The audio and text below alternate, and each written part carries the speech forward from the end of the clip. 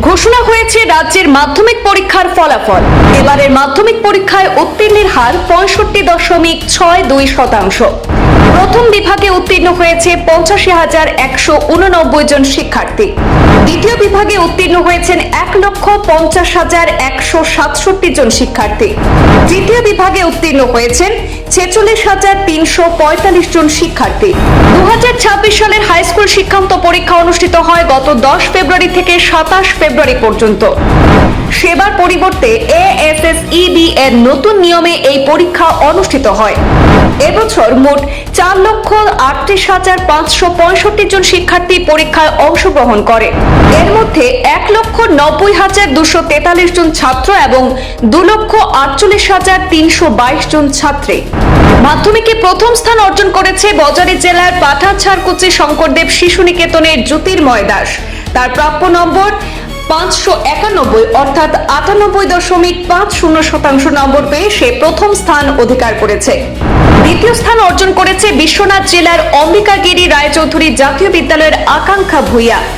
সে 589 নম্বর পেয়েছে, অর্থাৎ 98.16% নম্বর পেয়ে সে দ্বিতীয় স্থান লাভ করেছে।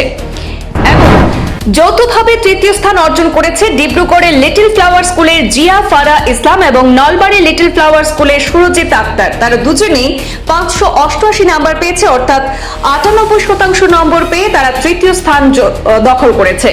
বরাকের 3 জেলার মধ্যে কাছাড় জেলায় পাশের হার 49.13%।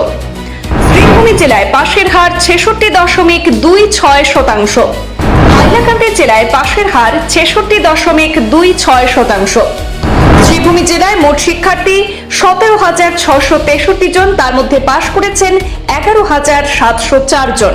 প্রথম বিভাগে শ্রীভূমিতে 4,000 জন, দ্বিতীয় বিভাগে শ্রীভূমির 6,081 জন এবং তৃতীয় বিভাগে শ্রীভূমি জেলার 1,423 জন পাশ করেছেন।